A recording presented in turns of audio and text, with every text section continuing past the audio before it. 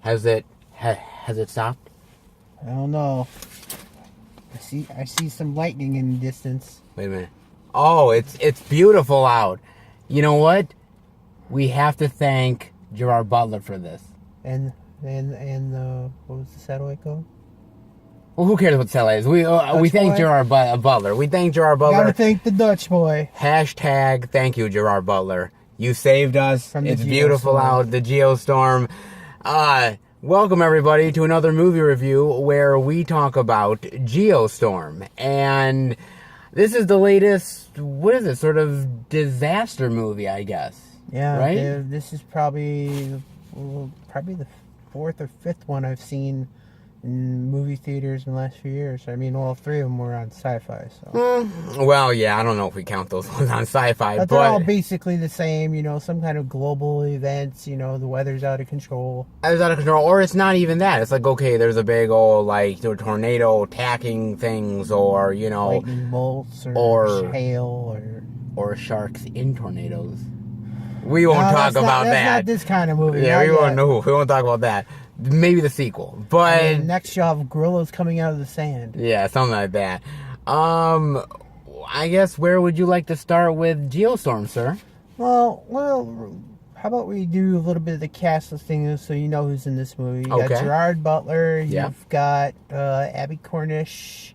You've got Jim Sturgis. You also got, I forget some of the other actors. Andy Garcia. Yeah, Andy Garcia. You've got, oh man, I'm blanking on his name now. The older actor. I know who you're talking about. Yeah. Ed Harris. Ed Harris. Yeah, you have a bunch of really solid names in this movie. As far as the acting is concerned, look, I think Gerard Butler does a decent job in the movie. He's sort of the one that has to carry most of it, so I think he does a decent job with it. I think Abby Cornish does an alright job. I think most of the actors do. I will say this, there is one actor that I didn't think did a good job. And let me ask you, who do you think it is that I'm thinking of? I think I know who you're talking about. It's, I forget the actor's name. He played the guy that worked in all the mechanical stuff and security, or not the security guy, but the one that does all the mechanical stuff on the space station. That's not who I'm talking about. Who are you talking about then? I think Jim Sturgis did not do a good job with this movie. I thought his role was kind of... I think he was just way over dramatizing. I think he was an excuse for a character. Man, he was over, I don't want to say maybe overacting is the right word, or maybe he wasn't the right person for the part, because he was trying to maybe emote or go maybe sort of more angry at times, and I just felt it was it looked like a toddler having a tantrum. Yeah, thank you. It was like a toddler having a tantrum, and I was I don't buy this. I don't buy it. I'm sorry. And he felt very childish at times. You know, he's like, oh, he's not getting his way, or it's like, oh, I have to put on the big boy pants and do the job. I just was I just didn't. I mean, he was the one out of everybody. I think everybody else. He didn't sell it. No, he didn't sell it. I think everyone else sold it pretty well. There's moments that they don't, but even the thing between him and another character, I wasn't buying it. I wasn't buying it either. Some of it is just... Felt very cut and dry. Yes, it did. You are right. And, the acting is what it is. These disaster movies in general, you look at something like 2012 or this movie, Day After Tomorrow, stuff like that, some of the acting is better than others, and this is definitely the case with this movie as well. As far as sort of, I guess, the destruction stuff itself, I thought some of the destruction was pretty impressive. Yeah. I mean, there's only some stuff I'll call BS on. What's some of the stuff, I guess? Like the scene we were just talking about before we started this review. What? There's a part where a girl is running from basically where she is. Everything's getting turned into ice. Below freezing point. And somehow she's probably not even as far as I am to him. She's literally outrunning it. I'm like, is she the Flash? Yeah, I literally, I was like, I was in the movie theater, and I know you couldn't see me at that point, but I was like, oh, come on, man, They've come had on. a couple come on moments in this film. Man. Like, come on. Like, there's the whole scene where there's, like, tornadoes going on, and the little kid is under this little rickety... like a little chair or something. Little rickety thing, and of course, he doesn't get blown away, and neither does the dog. And mind you, like, it wasn't that far away from it. Maybe 20 feet at best.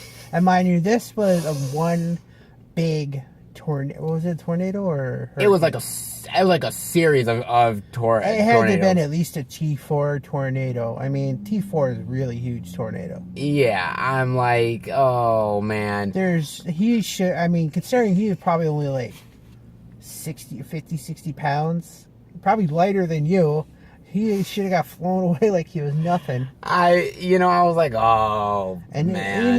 Even his dog managed to survive, which is even smaller than him. I'm like, come on. It just, I mean, there's certain, look, I know it's all in fun, and I know these disaster movies are, kind of like, they're like, oh, hey, they almost die, but they live. They do the almost impossible.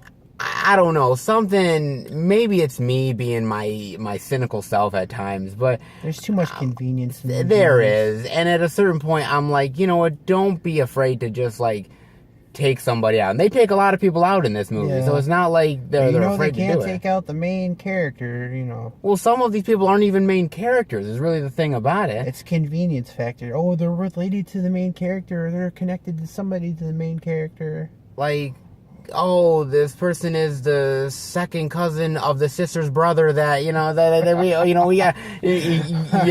got to protect them, and I'm like, oh, okay. I'll give it for this movie for the science part of it. It's a potential possibility that someday we might be able to control our own weather. I mean, look, I will say this much, and you are right. I think that for me personally, and I know it's not everybody, I do believe in climate change. I do believe that it's happening and whatnot, and I do believe that one day we may see ourselves in this type of situation where we need technology to sort of save us from this type of thing. So I think the science behind it, I do agree with you, actually is very impressive. I like the science behind it. I like the idea of this big sort of machine almost in the sky that is helping us control the weather so that they have like a giant net, around the world practically, and that it's basically stopping these terrible anomalies in our climate from happening. I mean, you also got to realize by then in this movie, this is a couple years in the future. Yeah, and the weather has gotten so bad. It's literally killed quite a bit of the population. I won't say a lot, probably about at least a good percentage. Yeah, I mean, it's definitely taken out a lot of people, and a lot of nations came together and brought their top scientists. Yeah.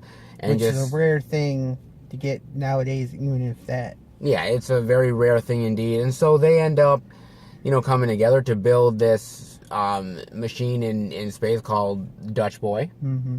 And basically, that was what controls the weather, and certain people are trying to sabotage it. Weaponize it, basically. Weaponize it to their own gain. And, we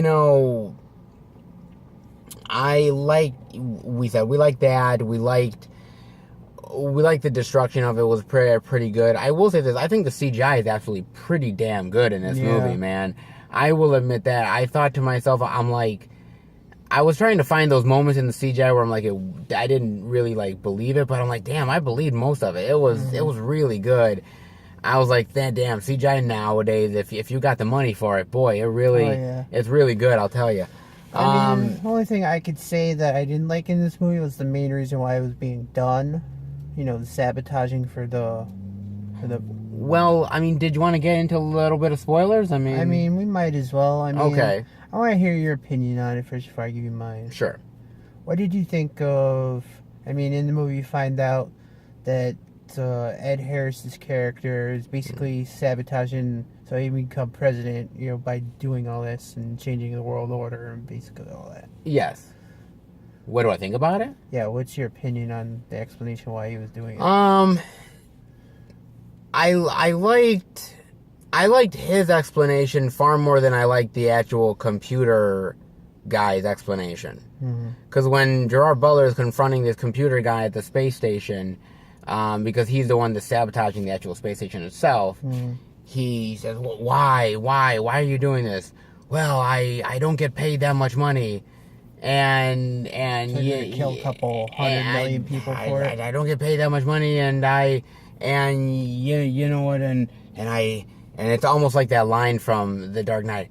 I just want to see the world burn, or something like that, and I'm like, damn! Not only did you steal from the Joker, but you've also like fucking had one of the lamest excuses for a bad guy I've ever seen in my life. The worst hairdo I've ever seen. Damn, dude, like shit. But no, I thought the explanation from Ed Harris was pretty decent. He's a guy that basically was the Secretary of State and basically says, look, I want to control America. I want to control this satellite. I want to control the politics.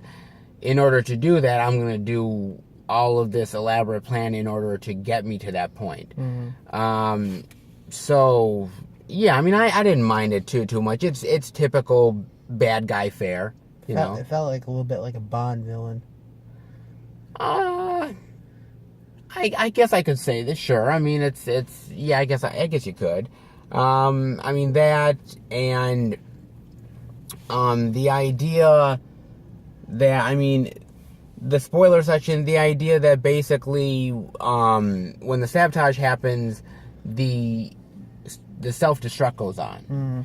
And basically the self-destruct happens, and in a nutshell, the space station's going to go regardless. It's, whatever. No matter how we deal with this, no matter, once we take down the Geostorm, the station's going.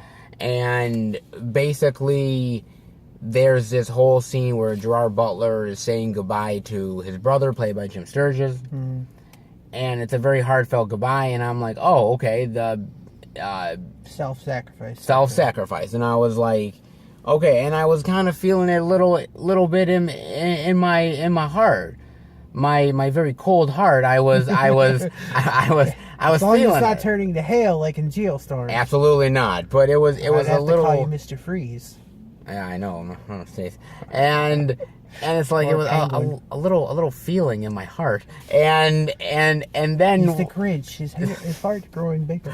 And then when he lived, I was like, God damn. Well, it's like when he lives, it's like the station blowing up all around him when he's doing the final thing to stop the storm from happening. And yeah. Convenience factor.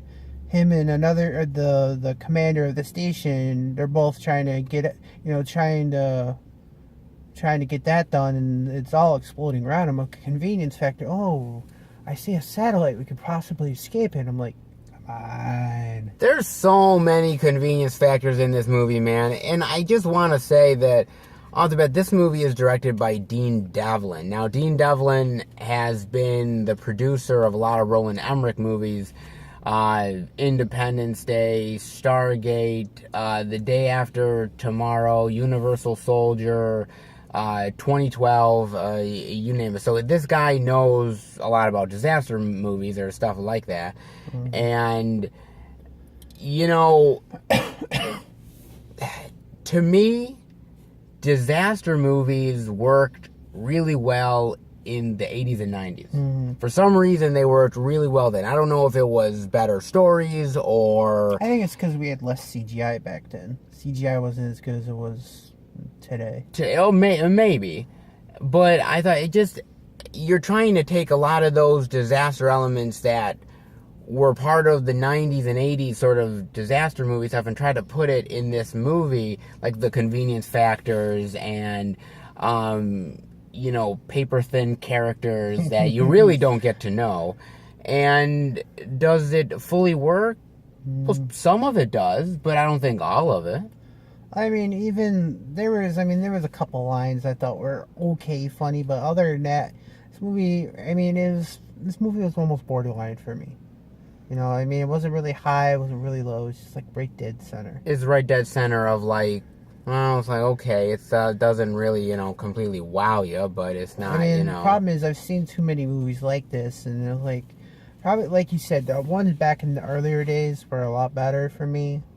But nowadays, it's just really hard to watch one of these movies and it's just like, oh, that really excited me. You know, this was a great movie. You know, you've seen it, have experienced those movies before. I mean, the last great disaster movie I saw was actually on TV a couple weeks ago. It was the Volcano movie with Tommy Lee Jones and Volcano, yeah, that was a great destruction. That's movie. a great destruction movie, and I do really like The Day After Tomorrow, though. I do think The Day After Tomorrow is pretty decent. I actually do enjoy him.